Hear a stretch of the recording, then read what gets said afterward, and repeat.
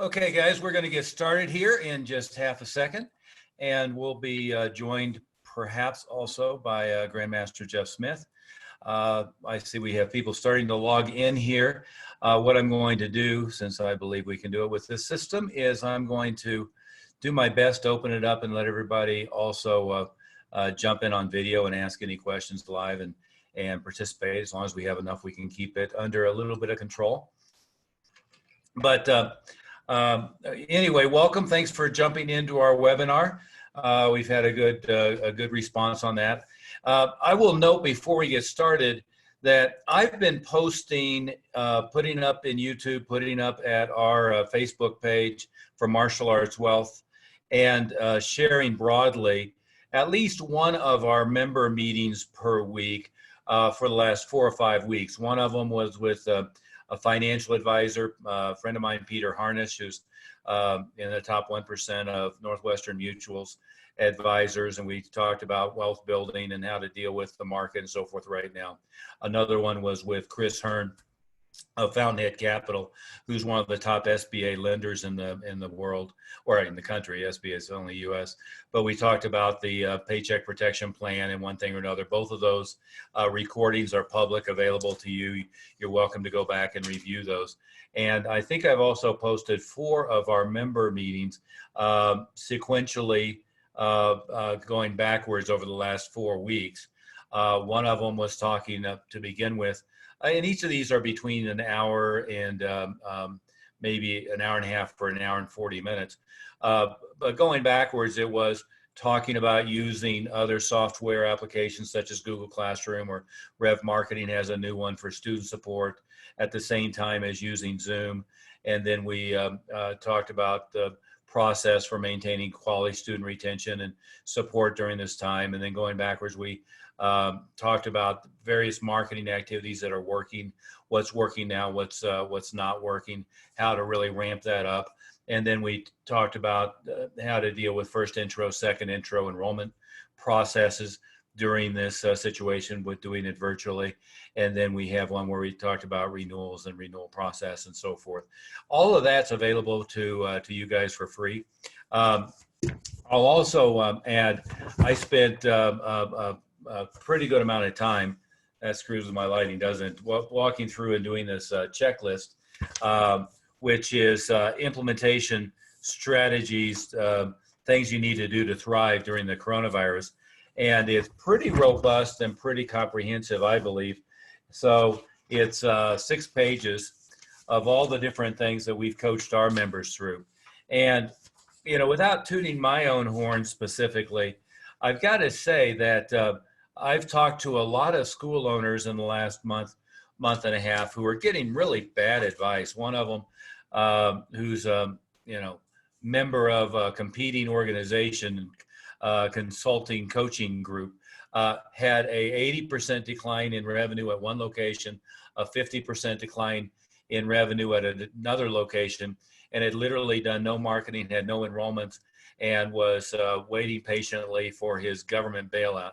I got to tell you, if anyone who's in that kind of situation, they've gotten criminally negligent advice on what to do. We're having members. We have one that did $201,000 last weekend, $201,000 in renewals. Another one did 13 renewals the first week that he went pure on virtual. We have another one that first week on pulling the trigger on their aggressive virtual classroom offer on Facebook, generated 54 intros, had 13 enrollments as of a couple days ago for the month to date in April, mostly from Facebook and from free publicity. For all the people that I'm working with directly, what I'm advising them and telling them to do is, let's look at what you did last April. Let's look at the April before, and let's let April 2020 define an all-time cash renewal and enrollment record for us. Let's look at what you did in May of 2019. Let's look at what you did in May of 2018, and let's let May define a new all-time cash renewal and enrollment record for you. There's really no reason for your numbers not to be up. There's no reason for your marketing not to be strong. There's no reason for all of that. Oh, and by the way, in this marketing checklist, I'm happy to share this with you guys. Probably the easiest way would be as if you opt in at martialartswealth.com. And we'll also give you some, I see some familiar faces or names anyway so far, we'll give you two of my books for free. The Everything I Wish I Knew When I Was 22 book and the Mile High Maverick book. But I was going to say, I see many of you have those already. 3 videos, but we'll also give you access, and I'll send you this checklist on all the things you should be doing. Again, it's 6 pages, and I think it's very, very comprehensive. Everything from how to use Zoom effectively to here's the page on, or part of a page on marketing strategies, things that are working. So I'm happy to share all that with you as well. You might also make a note as we're getting started of phone number 720-256-0208. That's my national director, Bob Dunn. He's out on a hunting trip right now, actually, but if you can give him a call, he can set a time for us to talk, and he can get you a copy of this and also direct you to all those recordings I talked about. But that's a total of, I think it's 4, 5, 6 different recordings on all the different strategies. It'll cover a lot more than we'll get a chance to cover today. But here, what I'm going to do is I'm going to, we have, looks like 43 attendees so far. What I'm going to do is open this up and share. If I can figure out how to do it, I'm going to let everybody jump in. And let's see. See if I can get everyone access here. And as we go on each section, I'll try to do a little bit of Q&A and answer any questions that you may have. Be sure if you're on a video, turn on your video camera, and we'll try to get everybody on video camera as well and make this as interactive as humanly possible. I could talk for about 5 hours on the subject, but I don't want to do that. I want to make sure that we get a chance to answer some questions and make this as interactive as possible. And I see Jessie Thornton there. Thank you for joining us, Jessie, as a co-moderator and presenter. And I do not see Jeff Smith yet, but he's supposed to be on with us here shortly as well. Glad to be here. And everybody, I apologize. I'm not as used to using the webinar function, so hopefully I will be able to get everybody's video turned on as well.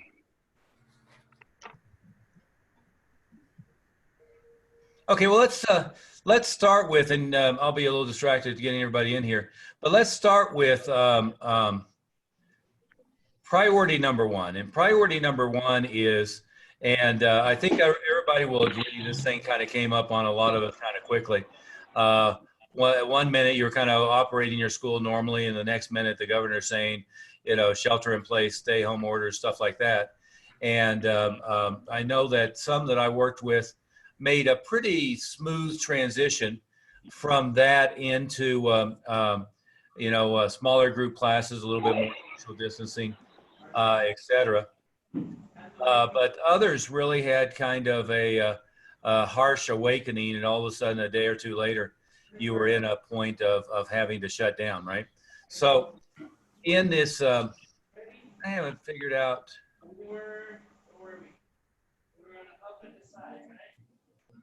Okay, so anybody has some background noise, make sure you mute yourself, and then you can unmute any questions you have.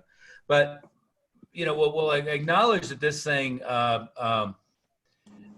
came upon many of us pretty quickly. And clearly our first highest priority, doesn't matter how many students you have. If you had 54 students, or if you had 783 students, or 2,400 students, no matter how many students you have, your first mission is not to reopen May 1st, or there's Master Smith, not to reopen May 15th or June 15th or whatever it is in your area. And suddenly classes are full bore and find out that you lost 50% of your student body, right? So our first priority should be, has to have been, continues to be, making sure that you have extremely good student retention. Now, so I can go through a quick checklist, but again, I'll share this. As I mentioned before, I'll share this with any and everybody. Just call 720-256-0208, talk to Bob Dunn, or go opt in at martialartswealth.com, and I'll share that with you. No obligation, sales pitch, whatever. But what our first priority was student retention. Now, if you've done a good job, and welcome, Master Smith, you might want to rename yourself there on your screen. But or I can do it for you.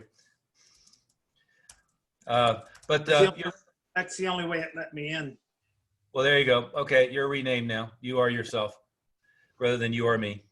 But anyway, and Jessie, maybe I have to promote you to panelist to get you live on video. Let's see. Yeah, I was trying to get the password to enter the meeting. Oh, what is that? You are here, so let me see. I will see if I can get you on video here, Jessie. Promote to panelist. You are should have an invitation to jump up to panelist, and that'll let you be more live and interactive, I guess. But anyway, so start with student retention. Is our first highest priority was, of course, to make sure we don't lose any students, right? And from the losing student standpoint, the biggest failing that I have seen in many cases, and we can talk also about people who do transport, after school care, daycare, or have a little bit more fitness orientation, but I'm predominantly focused on martial arts schools. But when you look at making sure you had good student retention, the first thing that we saw was a lot of schools immediately had the wrong knee-jerk reaction on what they were going to do if they couldn't have physical classes at the school. And what we know, I don't care how far back you go, you could go back to June Rhee in the 70s, you could go back to, the 80s, 90s. There's always been a push with some people to try to put all their curriculum on video, to just hand it out, let people learn martial arts through remote learning. I have a couple of friends who sell, teach you how to defend yourself by, you're going to get a DVD in the mail once a month, or now, of course, they've gone to websites and so forth. But we all know that doesn't really work, right? If I subscribe to get my black belt by distance learning, and you're going to get, whether it was a VHS tape or a DVD or a new link of something to learn online, that just doesn't work. And the reason it doesn't work is not that somebody couldn't learn physical material probably from a distance, but that they just need the support. They need a human being there, giving them feedback, critiquing, supporting them, holding their hand, and keeping them going. So what I saw a lot of people try to do is, here's our lesson this week, and they put a video up on YouTube and emailed their students and said, do this, learn this thing this week, right? Master Smith, you want to comment on that, on how that's really a bad approach to this thing? Well, the problem with that, what your students need at this time is they need to see you.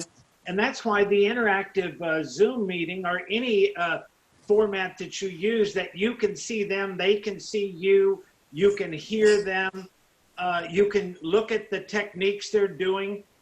We have all our staff on every one of the workouts. So we have 3 or 4 instructors that are looking, because you can see a gallery view of all your students.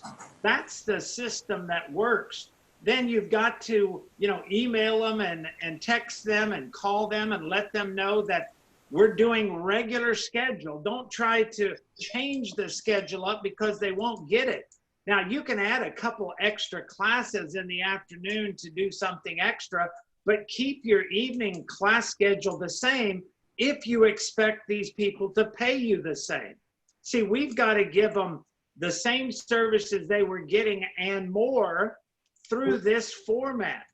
And when they hear your voice, they see you, you can use that, what we call black belt verbiage, where we're talking about them, setting their goal to black belt and giving them that positive feedback they need, and goal setting. If you do that and you track, we keep track of every one of the classes on their ID card. We've already had some of our schools doing testing online, and they did a graduation online. And then the students came by, just like going to Chick-fil-A through the drive-in window. They came by the school on Saturday between 1 and 4 and picked up their belts and diplomas or awards that they got. Some of them didn't want to come by, and we delivered them to them, just like a pizza delivery comes and puts the delivery right on their front porch, just like Amazon or FedEx. So this is what you've got to do. You've got to keep it going. And I'll tell you, the thing that really surprised Master Oliver and me, I'm assuming Master Oliver, is how many more intros we're getting at this time. Doing the online classes, one of our members had 50 intros last week, online intros. And we're doing the enrollment conferences online the same way. So if you have a good intro offer and you know how to do online marketing and direct marketing, where you're sending out lists to your what we call our prospect list, and a prospect list is everybody who you have their contact information that is not coming to the school now. And they were a former. You're now getting into our next segment of marketing. So as usual, and I'll point out this checklist that I offered has the complete A to Z of all the marketing things that are working really well right now as well. But let's stay on student retention just for a second. Is a student interacting with something like Google Classroom, or a student having access to a video posted on Facebook Live, is not the same as a student receiving a private, semi-private, or small group class, right? So what we want to make sure that we're doing is keeping attendance effectively, staying with the normal progress updates, the striping, the belt progress. If you had a belt test scheduled during the shutdown, you still have the belt test. You work them in small groups or in one-on-one. You still have the belt presentations. You can have a belt pickup day at the school. You can personally deliver them to them. You can mail them. I prefer to have a day when people come to the school and do a pickup. But we want to make sure that we're at 90 to 95% weekly participation in a real class. Means you've gone live virtual via Zoom or whatever you want to use, but this is my favorite platform. You go live with your full class schedule. What we're suggesting also is with kids doing, distance learning and so forth, do a morning workout of some sort. One of our members, Amanda Olson, started doing a 11 a.m. leadership lesson every morning for our leadership students. You can overlay and support and do an awful lot more support. So some of the things we've recommended was, get a target, one of those target shields, and give one to every student. And we have some background noise here. I can try this off here. Yeah, mute yourself if you're not muted. Yeah, unless you want to ask a question, if you could stay muted, that'll help everybody. Thanks, Jay. Yeah. But we've gotten a new book for all the students. So something like Psychology of Winning, or the book Grit, or 7 Habits. And so they have a new textbook that they're working on from home to add on to the level of service. They're still doing all of their lessons for strike testing and so forth. So we have some members who are, every weekend they're putting the stripes in the mail with congratulations note. Then they're having the belt test, and they have a belt pickup day, etc. So the first thing that you had to have done, and hopefully everybody on the meeting has already done this effectively. I hope that I'm just restating the obvious, but do more service than you normally would do otherwise. Do interactive classes, schedule private one-on-one progress updates. Make sure that you start with your priority list of everybody who's a first-year student, everyone who's a first-year student who are just on your initial trial enrollment or your basic program. But start with that group, because they're the ones, the new white belt that enrolled 2 weeks before this started is the biggest problem. working your way from the bottom up are the ones that are hardest to get going on this stuff. And again, don't leave anybody out, but start from the bottom and work your way up through and track down everybody. And again, give them some training aids at home. Maybe suggest that they buy some stuff. Century's doing, Wave Master and Bob bags, free shipping and stuff, and good for them. I would take advantage of that and suggest that your students get things like that. I would suggest that you buy some training aids, whether it's you give away everything in the school and have them take it home to work on, or go buy a bunch of them and get them given to them. But I would do that with everybody so that you have some extra high level of service and some extra level of engagement. As Master Smith just said, you want to do the same attendance tracking you would do always, right? So if you're using physical ID cards, every time you do a class, you look at who's there and you pull out the ID cards, you mark it. If you're entering them into software, that's fine. You enter them into a software package. If they miss a class, you should be on the phone. What we're doing to remind them and to get them in class is we're text messaging them 15 minutes before class. We're emailing them the day of the class and just before the class. I did a letter, which I provided for everybody. And again, if you go to martialartswealth.com, I'm happy to give you that link again. But send a letter out to every student by priority mail to explain the process and what you're doing and how this is all working to get them engaged and get them going. Call them all and make sure that everybody understands the process and gets going. But then every day, make sure they get a text 10 or 15 minutes before the class happens, that they get an email. Be sending regular postcards with the schedule and reminders and updates, but keep them on track on stripes, keep them on track on testing, keep them on track on belt rank.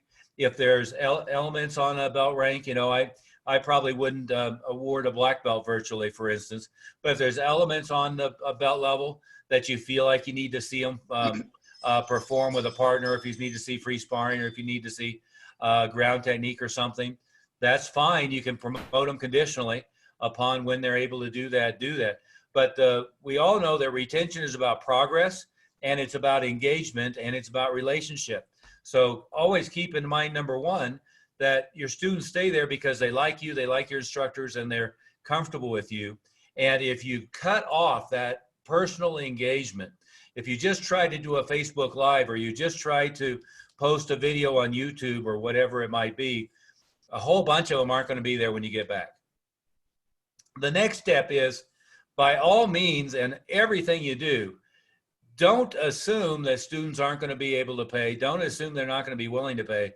I've seen some, I've had a couple conversations where I was literally beating my head against my own desk here. Master Smith, we've seen a couple who, one guy went, and everybody he enrolled the month before, he called them and basically said, I guess you want to cancel, huh? Okay, no problem. Well, if you don't cancel, I'll teach you a private lesson. What do you think? Well, and then he was surprised that 21 people said, yeah, cancel my membership while you're not teaching physical classes. That was just the dumbest thing I think I've heard. I heard another one that just canceled out all the billing on their after school kids.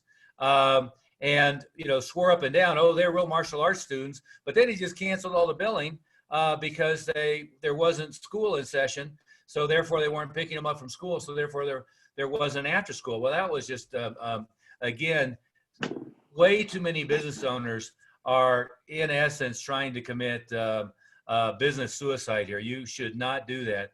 We want to be ethical, honest. We want to make sure our students are happy and engaged, but don't do things that are going to just drive yourself off a cliff, for sure. Master Smith, anything to add to that before we move into marketing? That conversation you were having with, and the school owner said to you, and you asked him the question first to make sure, you said, oh, you have after school, are they doing martial arts? Oh yes, everybody is required to do martial arts. They're all we're not a daycare place. We're a martial arts school, and we just do that to help the martial arts students and blah, blah, blah.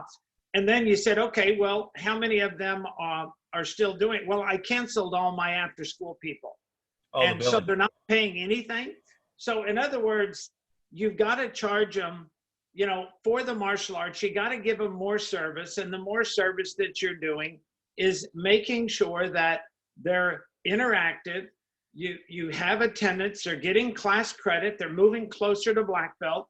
You're keeping all of that in place. And I think the most important thing for everybody to understand is, if you talk to your people, if you show them how to get on the Zoom or whichever interactive link that you're using, which is going to require some practice on your part to learn how to do it. Practice it with your staff. Practice it with one is a student at home and you're at the school and you're trying to teach the class and you can help them log on. So all that with the students has to be done ahead of time. Don't wait till the meeting and then till your class and then try to get them logged on. You should have a conversation with everybody ahead of time online. That means that you're going to be doing a little extra work. But if you want your school to thrive, you're going to have to do that extra work right now. Maybe when things go back to normal, we're still going to keep a lot of this that we're doing, because we found that we had students sign up for a program that weren't even in our own town. They were out of state. But somehow they got the link and they saw it, they liked it, and they signed up for it, and they plan on, as long as we're doing the online classes, they're going to keep paying. And we charge them regular price. Yeah. So, you gotta get your students corralled and under control first. That's step one. Yeah, and so within that too, I mean, there's I've been really looking at going back through psychology and personal development, one thing or another. But one of the words that I think is really appropriate right now, and certainly applies to all the news media, is catastrophizing. I've seen school owners who, their picture of what the world is Will Smith walking down the streets of Manhattan with tumbleweeds with the mutant dog at his side. Well, I mean, maybe if that does happen, which is slim and no chance, is all of this is for naught. But short of that, our students, if you exert leadership and you are positive and you're hopeful and you're supportive, they're excited beyond belief on all of the opportunities that you create. And what you got to do is you say, what could I have always done to plus up the service and plus up the service and plus up the service? Well, let's do all of those things. But I want to be heavy on mailing to them, texting them the reminders of every class, emailing them the reminders of every class. I want to be massively on top of personal calls going out, but scheduling individualized progress updates and doing little reviews and updates on their progress. But I especially want to be aware of all my first year students, and especially all my first year students who are on my lowest basic program or my trial enrollment, because those are the ones that are most likely to have a hard time. You're going to have a hard time transitioning. And if you're not careful, you're going to lose those people, right? So you want to start with that. The next thing is, again, I've seen some schools who are talking about how many, they're getting blitzed with people who want to do cancellations.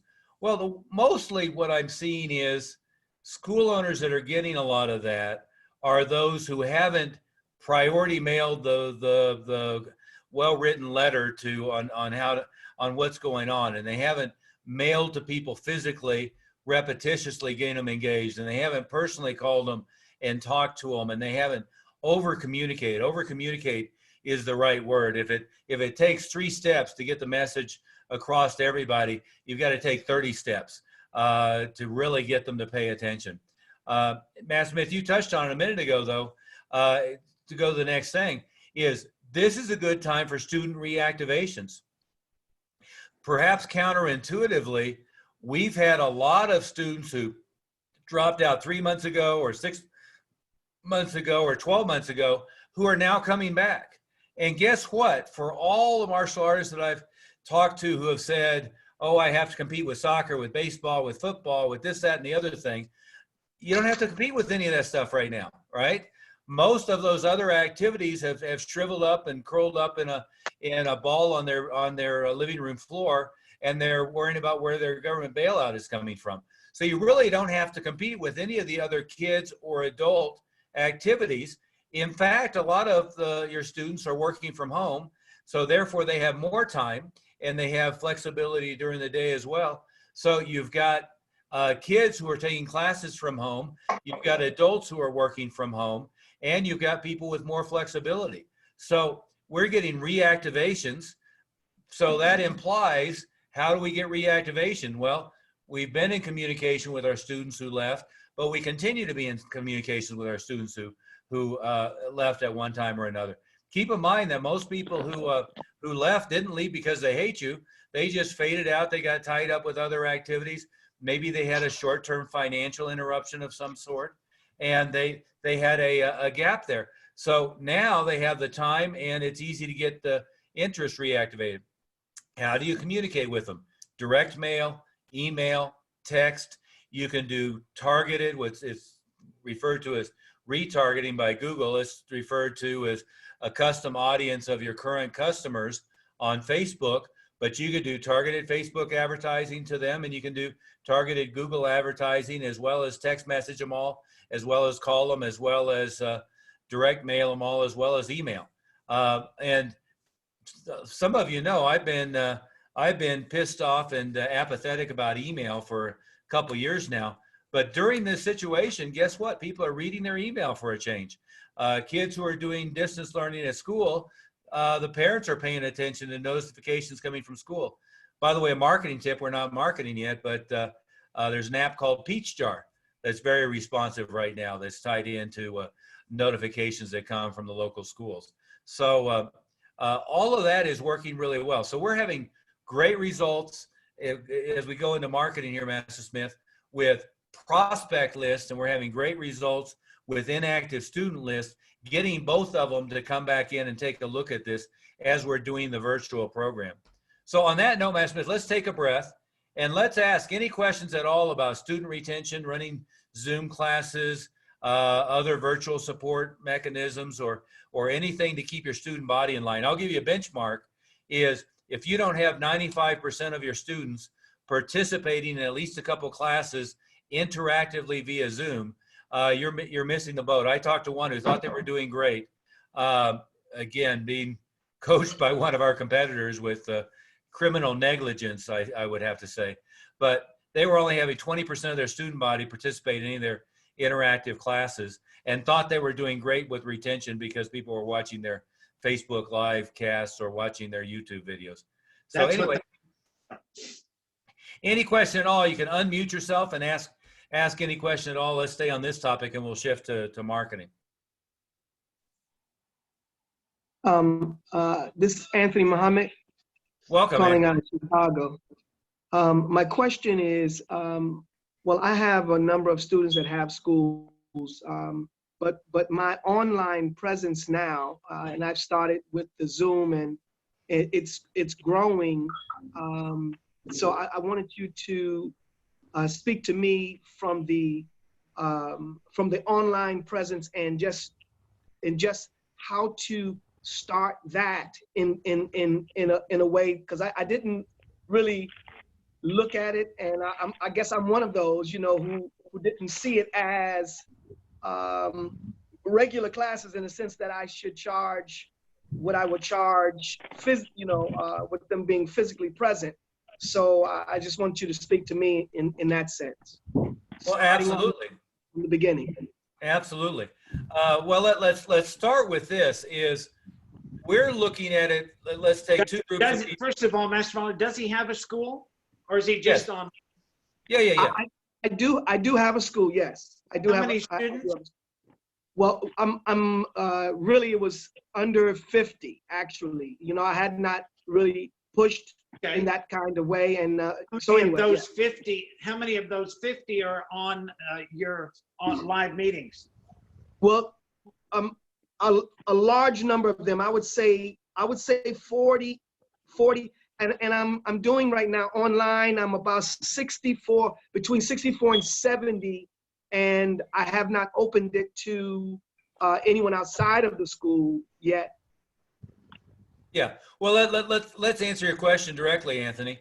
Well, we're looking at this as everything is business as usual, with the exception of rather than walking through the door, they're logging into a Zoom meeting just like this, except everybody's on video.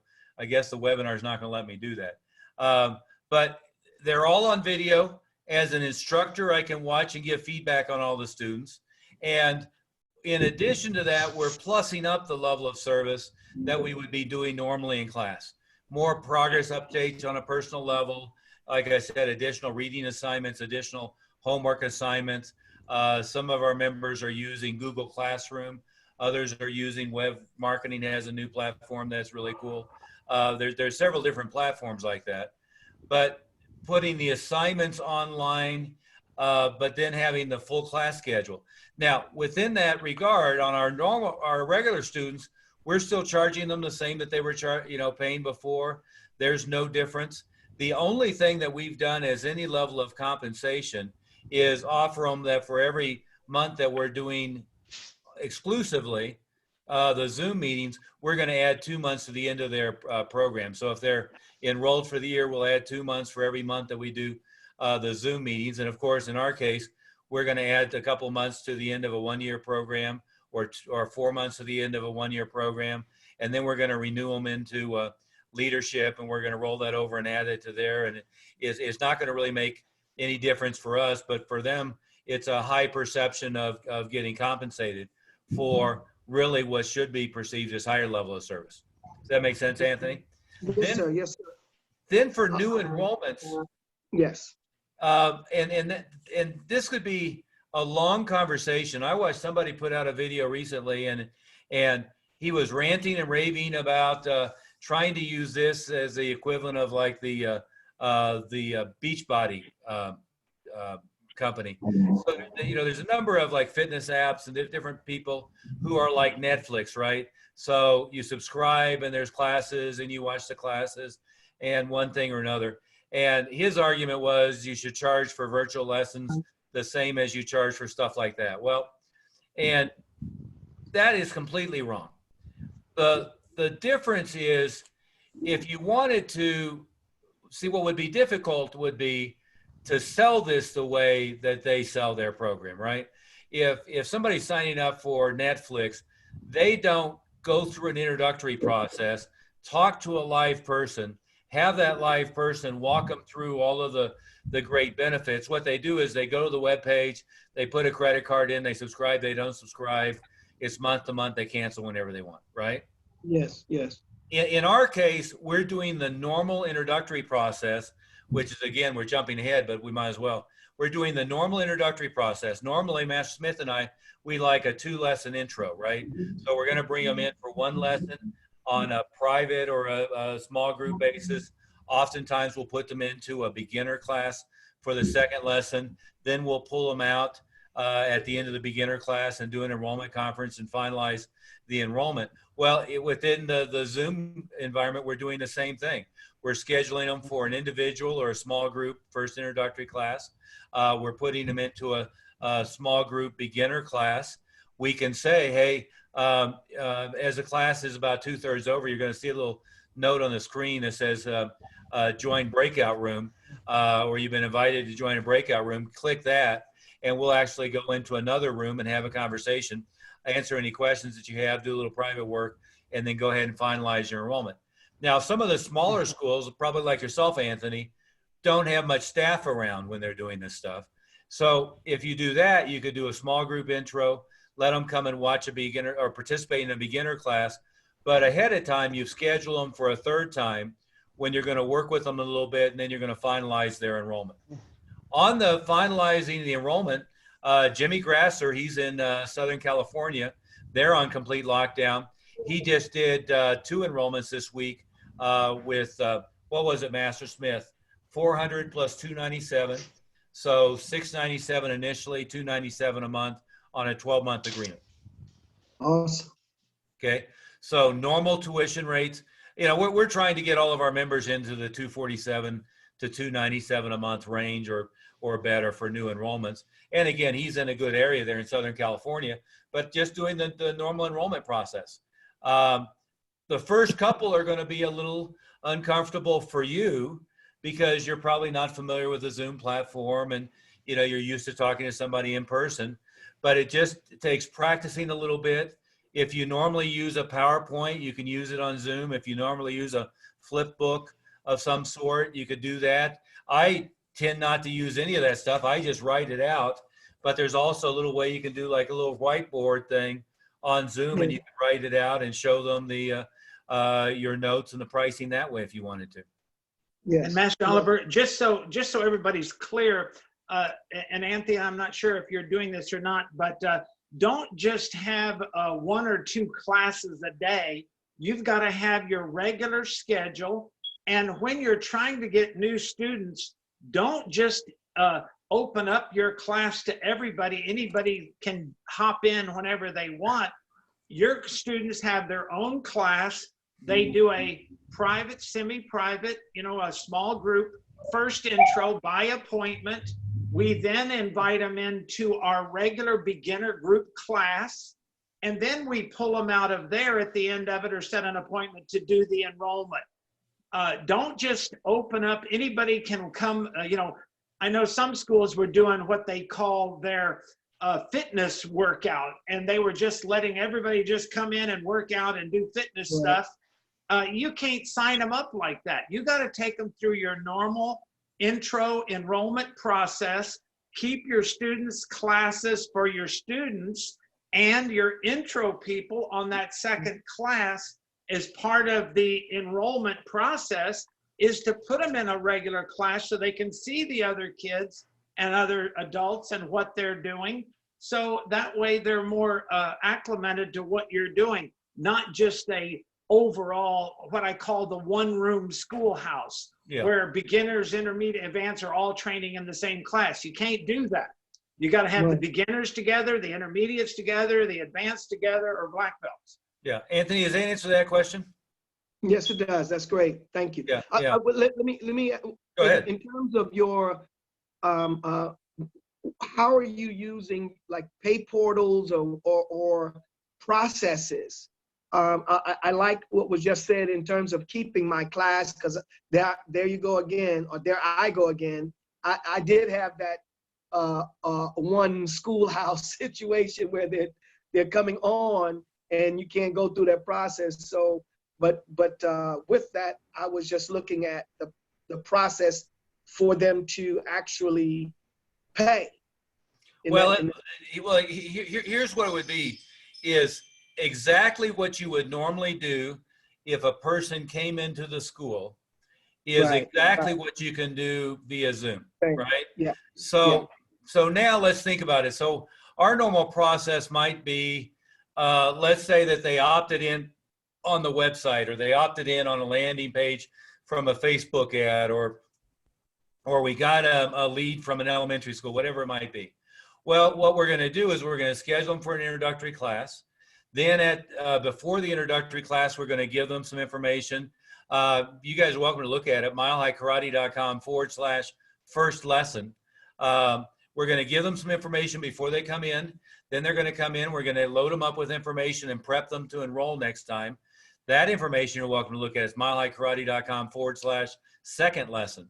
We're going to load them up with some information, and then we're going to have both parents or any decision makers there, and then we're going to finalize their enrollment for the next time. So that same process we can do via Zoom, right? So if I'm going to give them some information prior to taking their first class, I can email that information, I can mail it, I can send them a text with a link to the information I want to look at, or I can put up a web page where I can text them the link, and I can email them the link, and I can just tell them like you did. And before the first class, while I'm talking to them on the phone, go to milehighkarate.com/first lesson. There's a video there and some other information. Look through that, and that'll give you some familiarity with what's going on before that first class, right? Then after the class, I would be doing the same thing. Now, next time we're going to do a regular beginner class, and then we're going to do a personal evaluation.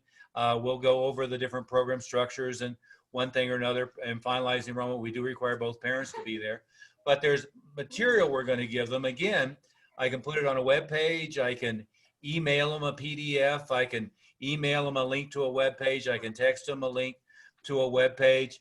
In this case, we would do all of the above, or I could mail them a big package of that information. Then when you get to the enrollment, I just do the enrollment conference, and what would happen normally for us is, I'd say now normally it's $800 to enroll. If you go ahead and finalize your enrollment today, we give you a $400 discount. So it's just $400 in the first month. How would you like to do that? Well, what do you mean? Well, Visa, MasterCard, Amex. Well, can I give you a Visa? Sure. So at that point in the because I can't get it done right.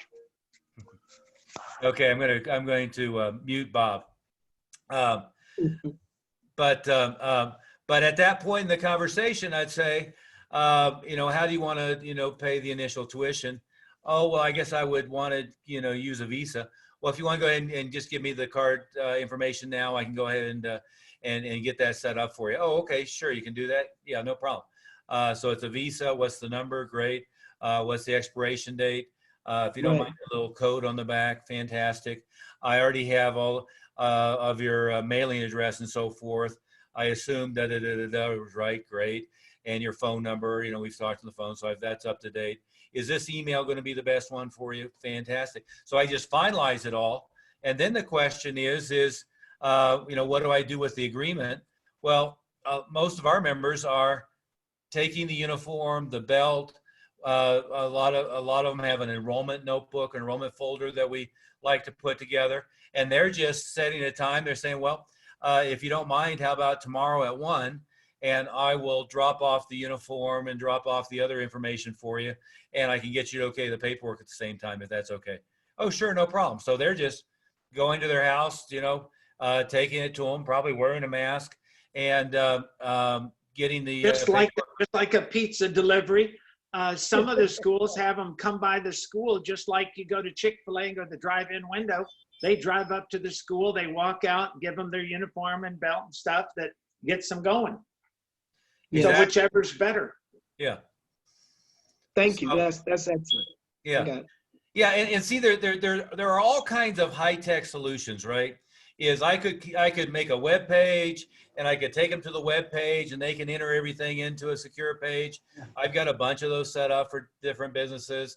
I could go to DocuSign and have them, but really you want to just keep it with what you're already comfortable with. Yes.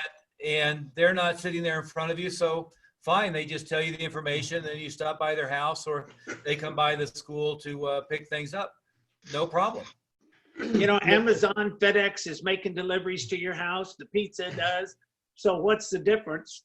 Yeah. Some people go out and go to a drive-in food place. So what's the difference driving by your school and you've got your mask on and maybe even your gloves or something, and you give them their material?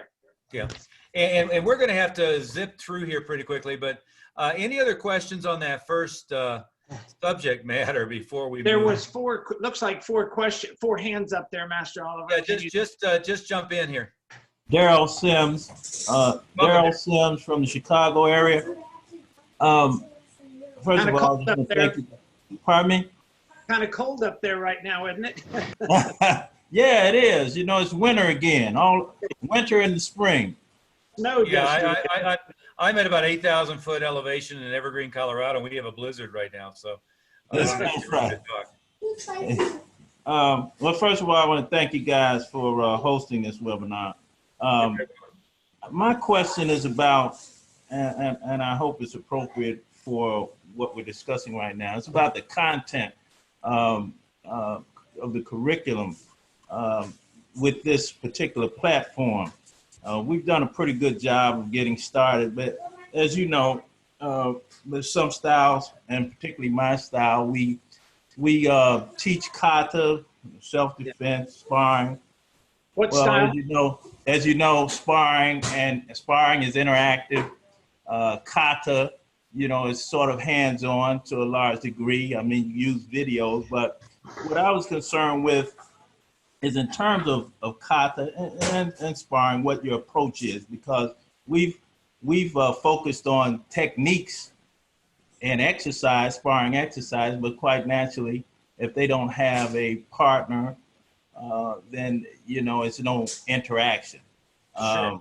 now with kata, I've noticed that this medium doesn't pick, sometimes it'll freeze or it doesn't pick up movement, you know, as well as you would like, as effectively as you would like it to. So what is your approach to that? We teach both in our schools, you know, forms and fighting. Obviously, the fighting is going to be the challenge. You can teach them sparring techniques or blocking techniques, but they're going to need a partner for that. And that's why we talked about on our testing is they would test, but they still have to do when we get back to live training, they would do the sparring part of that test. But on forms, they can learn from the Zoom. It's not a problem because remember, they're going to see you do it on the video. We record every one of our live classroom and we send it to them right after the class. So they have several days of looking at that same form that we just covered over and over and stop it and rewind it and play it. So they really pick it up. We found even easier because they have something to look at that we just covered that's fresh on their mind. And don't think because they see you doing the form and you see them, they can't get it. They will get it. And some of them might have to look at it more times than others, but they do get that form down pretty easy. Mm-hmm. Okay. Yeah. Okay. Yeah. Well, Yeah, go ahead. I'm sorry. No. We are using video to reinforce what we go over during the session. Yeah, but don't do a separate video. Do the actual video of the class you just did. See, our Zoom meeting records every meeting. Then we can forward that to the students. So now they have something that they just actually did for an hour, and now they can practice on it and listen to you say it over and over several times and watch how you turn and which direction you're going and which arm was on top and what stance was I in and things like, because they can see you in the classroom video. Yeah, and let me answer that question from a completely different angle for a second. Is we all should be teaching an awful lot more character development and life skills than we are, right? And I don't care how much you're doing of that right now, it probably should be plussed up by 300%. And this is now an opportunity to take an environment where it's easier to do that probably than it is in normal times, and shift your emphasis a little bit from they've perfected their sparring technique to they really have their head on straight. They're not catastrophizing with all of this stuff. They're thriving during the crisis when other people are melting down. I was just watching the news earlier and they did a poll and something like, I don't know, almost 60% of the people they polled weren't so much worried about their finances or one thing or another. They're worrying about their own mental health and being required to stay at home and not go interact with other people. Well, 60% is a big number of folks who are self-reporting that they don't have their shit together enough to weather this for a month or two, right? Mm-hmm. And so that's where we can have the opportunity to really help them rise to the occasion and teach them success skills, teach them focus, learn perseverance, give them the long-term direction on how to deal with this stuff. That's why I like adding another textbook, adding additional character development assignments, giving them additional homework assignments that are going to rise to that occasion and not be so focused on just the physical, but it's going to be on the mental and emotional state. And remember, you're not taking them from white belt to black belt through this whole process. It's just going to be for a month or two that they won't be able to come back to the school, and maybe some are 3 or 4 months. Even though the school might open back up, there's going to be people that'll have reservations about jumping right back in. And so you'll still have these classes for them. And then when they come back to the school, they'll be back on speed, up to speed on that. We find it won't be a problem at all. It'll be just a bump in a road when the long time journey to black belt and beyond. Yeah. So you don't think of this as they're just doing this for a couple of months and not doing it ever again. No, they're going to do karate all the way to black belt and beyond. Yeah, whatever style you're teaching. There's some other hands up here, so feel free to just jump in. Yeah, I've got a question. Go ahead, Dale. I want to thank you, Master Oliver and Master Smith, for having these. And I'm calling from the Charleston, South Carolina area. And my question is, you kind of touched on it a while ago. 6 of the 11 schools that I head up actually have after-school karate. So we took a big hit with that. And I bought, the storyline from my own operators, how that, hey, we just need to stop this. And that was a huge mistake, obviously. Big mistake. Now I'm involved with several that did it that way. Bad mistake. Horrible mistake. Because that was, we were top heavy with that, would say about maybe 40% of our student load in each school was with those guys. Long story short, I'm involved. We're doing good on Zoom classes. Sometimes some of the schools are up to 90%, some are not. But what I'm trying to find out is, what would you recommend as a campaign to get these after schools back in? I was looking to approach them with, hey, we get all my staff at every school. We're going to do 3 private lessons for free just to get you back in, and then say, hey, let's get back on board and get where we need to go. Well, Dale, let me throw this at you real quick. I've had this conversation with 2 different people in the same situation that you're at. One of them who was open-minded and solved it effectively, and in fact, their gross is up this month over last month. And the other one who had gotten criminally negligent advice from someone else, had one school with his revenue down by 80%, another one with his school down by 50%. One, it was more interested in self-justification than he was in solving the problem. Here's what I would suggest specifically, Dale, is I've solved the problem for a number of people already. We're at 56 minutes out of an hour, and we're on our first 4 topics. So write this number down, 720-256 0206. That's 0208. That's 0208. Oh, I'm sorry. You're right. 720-256-0208. And if that doesn't work, go to martialartswealth.com and opt in there. Get hold of Bob Dunn, and he'll schedule an appointment for me and Master Smith, and I'll walk you through solving that. In fact, I'd be happy to do something with all of your staff. To slap them around verbally a little bit. If that's Thank you so much. I've got to get out to one of the schools and oversee all the Zoom classes, see what they're doing. So I appreciate you so much taking my call and taking this time. Thank you very much, sir. Okay, thanks for joining in. And guys, everybody out there, I know it's kind of hard to cover all of this material in an hour. So if you write that number down, 720-256-0208, we'll be glad, Master Oliver, I'd be glad to talk to you guys and give you a little more specific help for your school. The reason we're doing this and what we're trying to do is, we have a big stake in this industry, and we want to see our industry stay strong, and we don't want it to all go down the tubes, because there's going to be a lot of school owners that won't be able to recoup from this. And that's because they didn't do it the right way. The schools that we're working with now are all thriving during this time. Their gross is at least 95% and up. Some have done even better and beat last year's records on what they're doing. But there is a lot of steps to it. There's, when we're trying to give you black belt business knowledge, in essence, it's like trying to teach somebody in one lesson how to go from white belt to black belt.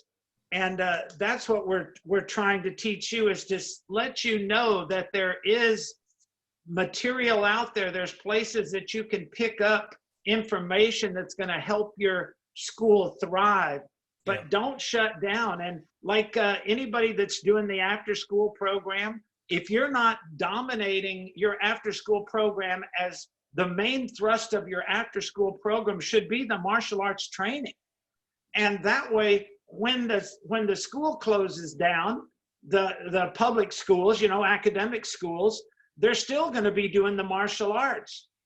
One of our members who had the after-school program and they closed down, what she did was she charged them full price, but she told them the difference between the karate and the after-school, she was going to credit for their summer camps or summer programs or next year's tuition. Well, and that's not even on our subject matter list today, Mr. Smith. So what I was hoping to do is get to marketing and then get to do the virtual enrollment. And That ain't going to happen.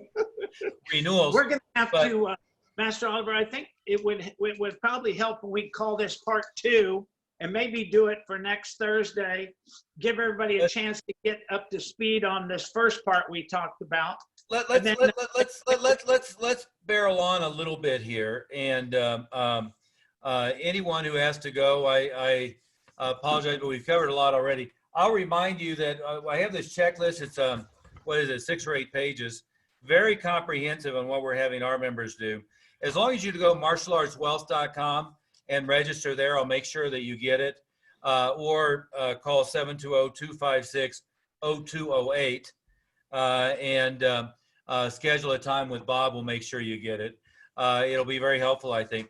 But let's talk about 2 things. I make the mistake sometimes of watching what other people are saying and doing on Facebook and LinkedIn and around the industry, and the level of advice that's going on is criminally negligent in a lot of cases. But one of the things I saw just a minute ago is somebody ranting about how it really is impossible to enroll anybody in this environment.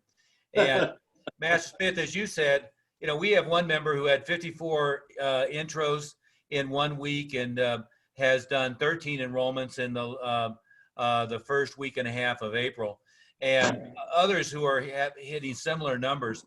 And let me give you a short checklist. We'll go through really quickly of some things that are working like a charm, and then we'll answer any other questions, and maybe we'll have to schedule a time to follow up on this. But number 1, we like on a regular basis things like movie theater promotions, big live event promotions, as well as all kinds of online promotions. And what we certainly know is you're not going to be out at a 5K run. You're not going to be at the Black Widow premiere in May. I think they're bringing it out in November now. But you're not going to be doing stuff like that right now. However, what we know is, and we've mentioned it before, is going back through a prospect database of people who have raised their hand before is very responsive right now, including by email, which the responsiveness of email has been horrible for a couple of years. But constant and repetitious email, text, voicemail, outbound telemarketing, and direct mail to prospect lists and inactive is working great. Another thing that's working great right now is our Facebook marketing campaigns. And we work closely with an agency that facilitates that. Anybody who wants their contact information, feel free to contact me. I'd be happy to. But we work closely with a Facebook marketing agency, and you can do it yourself. What I will tell you is Facebook's an environment that requires constant A/B split testing and somebody really paying attention. You got to watch the offers because they'll work really well and they'll burn out. But what's working real well is the offer for virtual lessons. We're doing typically 2 free weeks and a free uniform of virtual classes, and that's working like gangbusters. It's working like gangbusters on Facebook. Facebook's traffic, the number I heard most recently, was it's up 640%. In other words, 6.4 times normal is the volume on Facebook with everybody being shut in at home. And YouTube is up by 10 times. So it's up by 1,000% as far as its viewership. So that is working really, really well.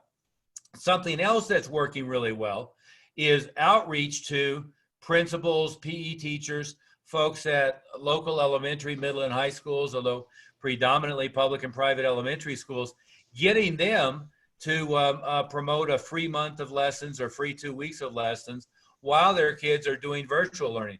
We're getting very good responsiveness, and most of the schools, even like here, none of the teachers are in the building. The administration isn't in the building. It's locked up. maybe some janitorial staff sanitizing things. But what they have is they have their phone numbers, their email addresses, usually on their school website, and we can contact them by phone number or by email. The phone number is usually a voicemail, but they're very responsive to that because they've got kids who are at home trying to learn remote with doing assignments on Google Classroom or whatever. So that's working really well. One of our members just had 300 people on his first one with all of the school. He didn't realize the school was going to give that much support behind it. But these kids are home doing academics, but they're not doing any PE type of training. So to give them something like that is what the schools need. They're missing that part out in their day-to-day academics. Absolutely, absolutely. So that's working really well. And I could go on and on and on, but if you just kind of start with that is, and something else I'll mention before we go further too is another thing that's working really well is free publicity. Master Smith, you and I were kind of born with a silver spoon in our mouth, having been birthed by June Rhee. June Rhee was probably the world's best ever in the martial arts industry. Maybe Bruce Lee if he had lived, but Muhammad Ali, those are Ali the best ever in sports, period. But in martial arts specifically, June Rhee is probably the best that ever lived at generating free publicity, including the time they had the Republicans versus the Democrats at the tournament, and it was on everywhere in the world, including CNN worldwide every 30 minutes, and including the cover of the Washington Post, among others. But had them doing sparring, Democrats versus Republican, with their hand and foot pads and helmets on. They were doing full contact sparring. Yeah, red pads or blue pads. But that having been said, is free publicity is working really well right now. Is if you're paying attention to the news, and I always have it on for better or for worse, is they're 24/7 coronavirus right now, right? Even the tornadoes and the earthquakes don't get their attention over this. But given that that's the case, they're also looking for positive stories tied to that. So if you're fully up and running with your students on virtual lessons and you're doing privates and you're doing support and you're doing all that stuff, they love to cover that. And by the way, if the local news channel comes out, the local TV station comes out, and they cover you running a virtual class, all you have to do is give them a piece of paper and say, by the way, one of the things we want to do is provide everybody who sees this with 2 free weeks of lessons and a free uniform. All they have to do is go to this webpage, or all they have to do is call this number. Could you put that on the scroll on the screen when you run the thing? Most of the time they'll do that for you.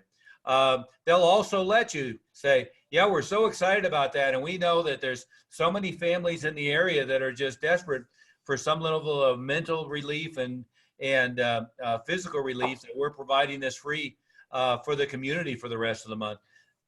Radio will pick that up. The big daily newspapers will pick that up.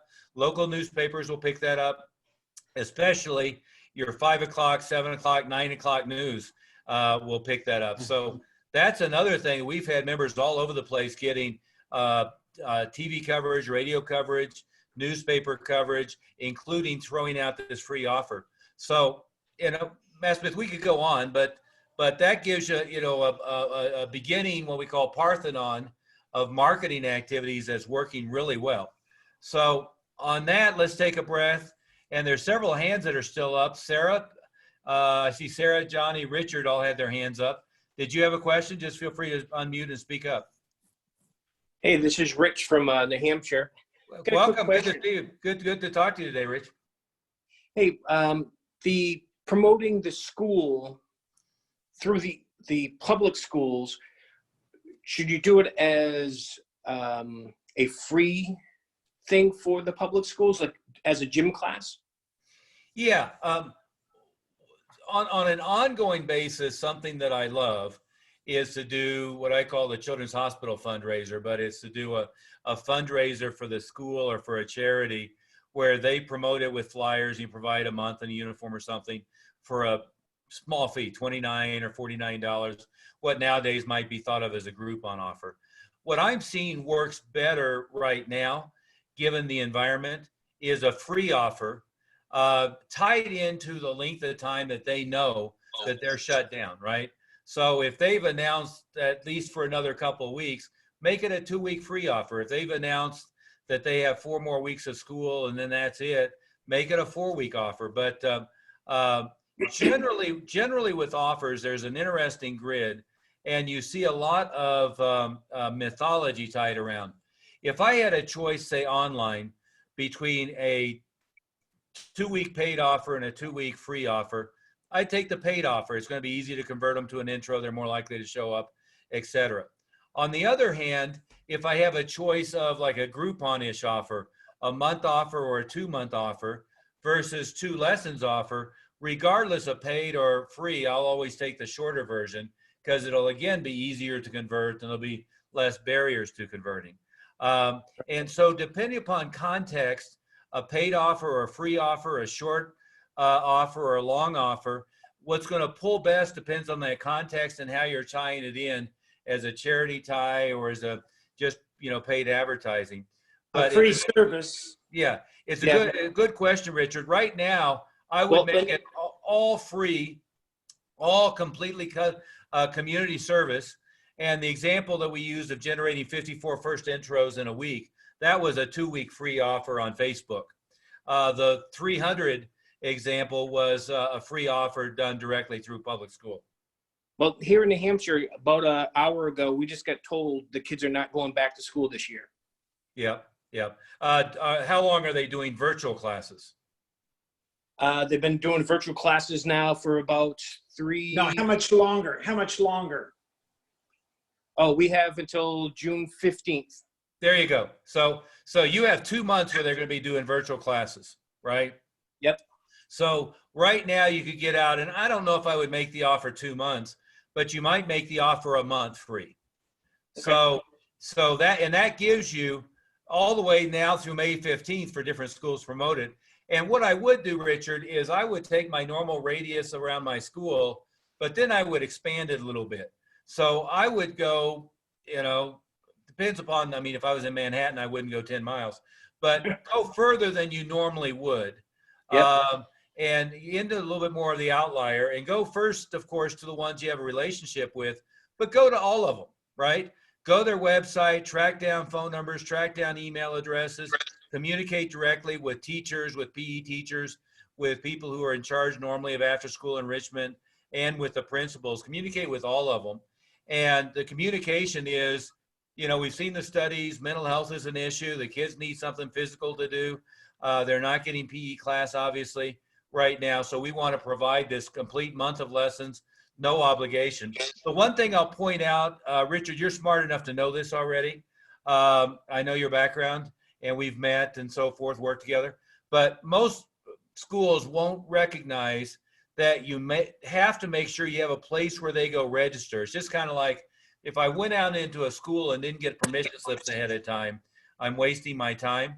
And in this case, one of the things we did for our members is we walked through Eventbrite as a source, but either put a simple landing page together for each elementary school or each middle school, or create an event on Eventbrite for that. But make sure you get it where the school sends the students to a page where they register, and you get phone number, email address, mailing address, and then you put them into a first class in a controlled way rather than just having a big open thing where everybody shows up.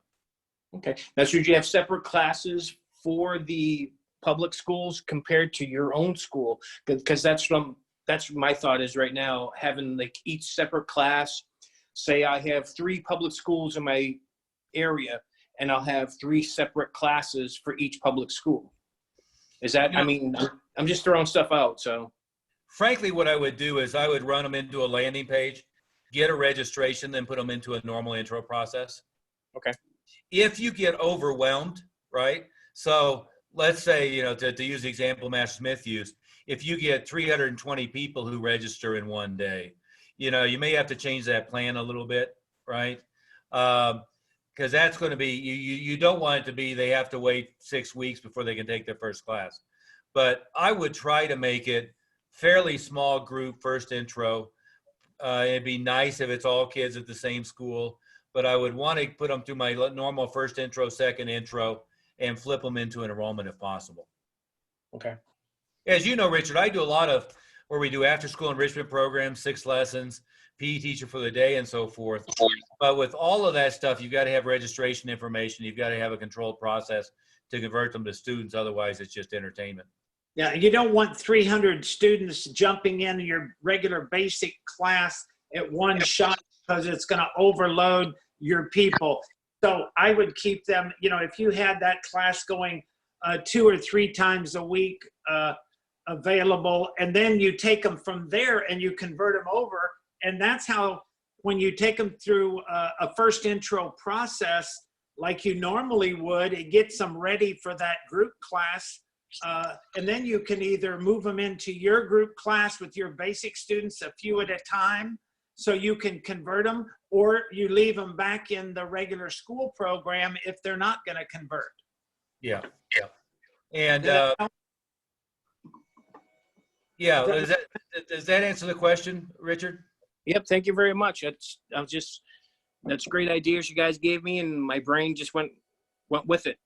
Yeah. Hey, thank you for joining us. We still have some other hands up. Sarah, Johnny.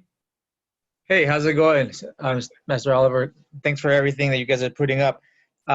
Just a couple things regarding the last question on you mentioning doing the new students into their first intro class. Is that a one-on-one or is that intro class in a group? I think it always depends upon volume, right? If I'm having, 5 intros a week, why wouldn't I do them one-on-one?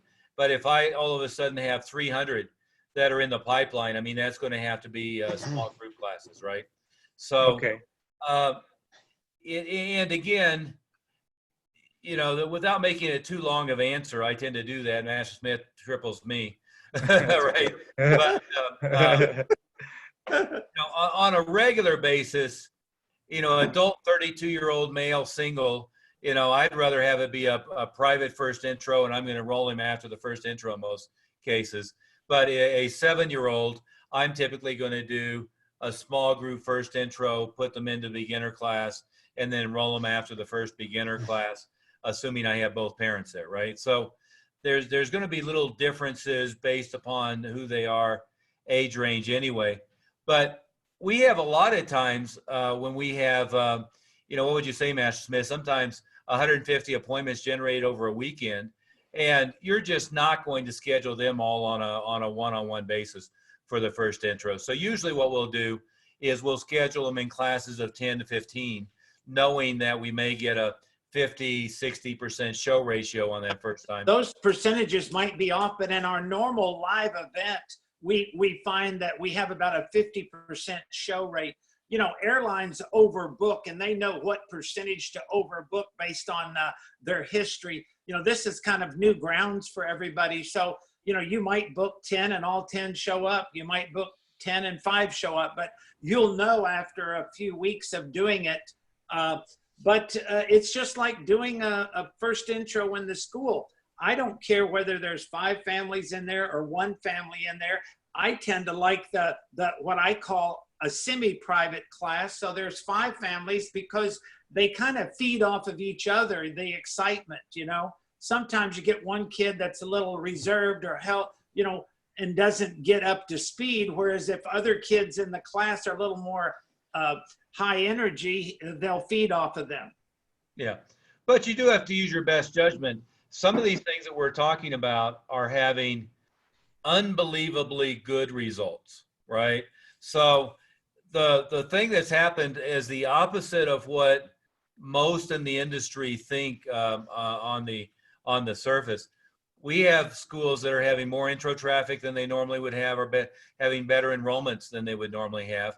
And the ratios tend to be a little weak up front because they're just getting used to the technology platform, getting used to everything. But then once they work through that, then their numbers come back to where they were, sometimes even better. So there's an awful lot of opportunity.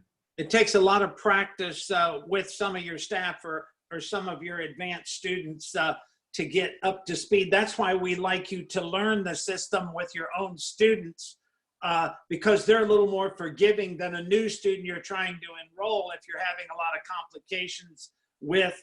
So there is a learning process that you'll do with your students that gets everybody up to speed. But keep that feeder of the big people, do them small groups for the first intro, then put them in your big school group, but then feed them out of that after that first intro into your regular class. And then they sign up, they stay in your regular class. If they don't, you put them back in the school program.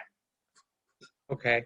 And then one more thing that we've been having a problem with was trying to get participation to convert into the Zoom rooms. Every single time we've sent an email, text, or call to try to explain that we're still trying to provide service for our members, they end up wanting to cancel or freeze. They're just really frozen about the whole idea. Some of them just don't want to do that. And what part of the country are you in? We're in California. Yeah, that should not be a problem there. Sometimes they are your students, you know them. A lot of times it takes a little one-on-one conversation. Get them, to download the Zoom app, and then you send them the link and they click on it and they go. There's not a lot of steps. And we always have them when they're first getting them acclimated is to set up an appointment for a half a dozen or so and get them acclimated to go, and for the ones who are having issue.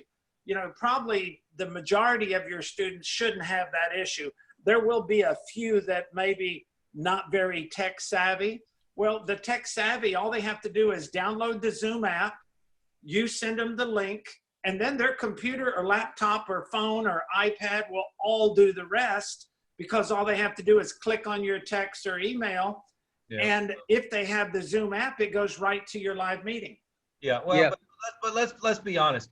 It is a massive pain in the ass to get them on the first one.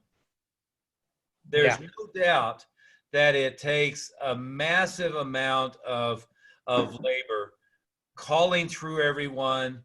And, and our rule of thumb is you call, you leave a voicemail, you immediately text them, then you leave an email. And going through a list, especially if you have a good sized student body, there's no doubt about that. That's a serious pain in the ass, but it's an essential thing to do in order to keep them engaged. One of the things that you want to be clear on, one is you're not canceling any program. Correct. No, what do you mean program? Are they month to month, or are they on a program? Oh no, they're on a term. They're on a contract. Yeah, that's what he means. Yeah. So don't cancel any of those terms. I think his froze up for a second here. Yeah, he froze up there for a minute, Master Oliver. Yeah, too many things online at the same time. But one, we're telling them 2 months free at the end for every month we're on Zoom. And then the ones that have some financial issues, you can talk to them. And, we know there's going to be some of that, right? It's a whole different marketing question, though, of targeting the right audience and, recognizing most of the people who are getting hit hard right now. We could have known ahead of time, because if it was the recession in 2008 or any other, it's the same group of people that get hit the hardest. So you're going to have to walk some people off the ledge and all of that. But it really comes back to massive over communication. It's got to be direct mail. It's got to be somebody is calling them, texting them, emailing them, and then notifying them each time. Once you get them into the first one, assuming you do a halfway decent job, they tend to love it, and they're excited about the fact that there's something cool to do while they're on home lockdown. And make sure you're spotlighting them, and make sure that when you're on that class and you can see everybody, that you're calling their name out and you're giving some good comments and say, everybody give a big hand for Johnny. He's been doing an awesome job here. I see he's going to be right on track for getting his black belt on time. So the idea is that this is our solution for keeping them moving towards that black belt. And yeah, we know the training in the school is better, but this is going to be so much better than not doing anything. Have you guys noticed that there's more participation on adults or the kids demographic so far? So far, the kids are easier, to be completely honest, in part because the families are more financially stable, and especially 20 to 30-year-old adult males are the most likely to get hit with, the rolling rifts and layoffs and stuff going on. Were you talking about participation in the actual class or the financial problem? On the Zoom classes. Yeah. Yeah. No. Financially, we found that 20 to 30 were most heavily hit. Most of ours, the families are, for the amount that it's made, it's not a mortgage payment. It's a couple $100 that you're paying. So it's not as big a deal for them. If you're interacting with the kids, if you're teaching the life skills too, because that is a big plus, because it gives these kids something to do at home. Let's do one more question, then we'll have to call it a day. Sarah has been waiting patiently there. Okay. Thank you for your time. Thank you. You're very welcome. Sarah, can you unmute yourself? Or did she leave already? I don't know. Anybody who has one more question, feel free. And then Hi. there you go. Sarah? Yeah, this is Sarah speaking. Okay, go ahead. I don't know if I'm on my phone, so I guess I've had my hand raised, but I didn't really have any specific question. Well, I have one question. How do I go about getting started with having you guys help me, increase my class? If you want to go to or call 720-256-0208. That's my associate Bob Dunn, who's on a hunting trip right now. So he'll call you back, or you go to martialartswealth.com. We'll schedule a time probably for early next week and give you a bunch more information. Then if it's a good fit, we'd be happy to work together from there. Either way, we're happy to give everybody here that checklist I was talking about, as well as a lot of other free information, and point you at all of the other materials that we've done related to thriving during this time. 720-256-0208. And okay, got that. yeah, so just call. We'll set an appointment. We'll go from there. And anybody else that has any more detailed questions that they need answered, just call and leave a message, or go to Martial Arts Wealth website. Yeah. Master Oliver. Go right ahead. This is Paul Miller. Hey, Paul, good to see you. Or talk to you. How are you? It's wonderful. Wonderful. Yeah. Glad to have you. Yeah, Hopefully everything is good up in Allentown. Well, I would say that things are going well. I just wanted to say that the information that you're giving is really good, because we're doing a lot of that, but not all of it. So you gave me some other ideas, which is wonderful. And it's working. Doing the virtual enrollments and virtual upgrades has been amazingly easy. Yeah. So I just think it was really great. Well, thanks for that feedback, because there's a lot of people that don't understand that. They keep thinking this is a whole new ball game, but it's actually, you do the same thing. The only difference is you're doing it with the person sitting on the screen in front of you rather than sitting in the chair in front of you. Yeah. Yeah. The only hard thing about doing the virtual enrollments or virtual renewals is doing the first one, right? Right. Just getting started. Hey, Paul, it's great to have you. You've always been one of my favorite people in the martial arts industry, and I hope your organization is thriving up there. Well, we're doing well, Master Oliver. I mean, we're now up to a little over $7 million now. So excellent. Awesome. Nothing makes me happier than to hear that, Paul. You Yes. you deserve all the success. Yeah, and Thank you keep so sharing much. this with all your people, because that's the key. There's a lot of schools, even some of the big ones, they kind of stuttered and and stumbled a little bit. They didn't know what to do, and I'm glad to hear that you're taking a lot of this and running with it. Well, Yeah. We need to talk a little bit more, but that's a different time. So Yeah, give us give Bob a call, and he'll set up a time for us to chat with Master Oliver, all of us together. Yeah, that'd be great. hopefully your son's doing great as well. He is. He's got 3 children now. Oh, Holy cow. yeah, Yeah. I've got 3 dogs and 2 children. I'm not sure which is harder. And I'm now up to 7 grandchildren. Well, Oh my gosh. congratulations. Well, Okay. thank you so much. I'm glad it was helpful. And on that note, thank you, Jessie Bowen, for sharing the information on this, and for everybody joining us today. And again, just opt in or call, and we'll make sure you get that checklist as well.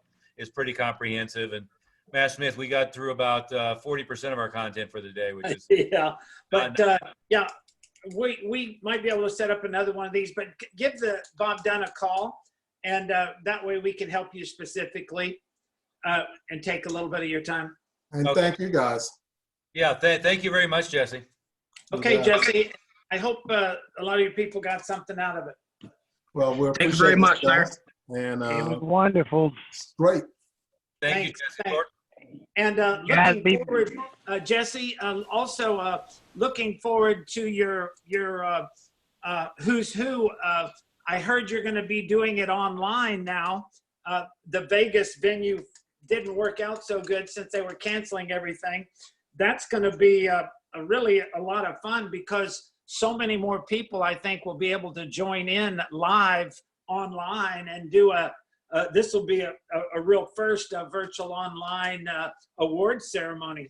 We're excited about it, and we're bringing the NARS organization in, and something happens, you have to keep going. If you're going through hell, keep going. Yeah. That's What was that Churchill's quote? Yep. Yeah. yeah. I love that. And you're sticking with the same date, right? Is that June the 10th? Is that 26.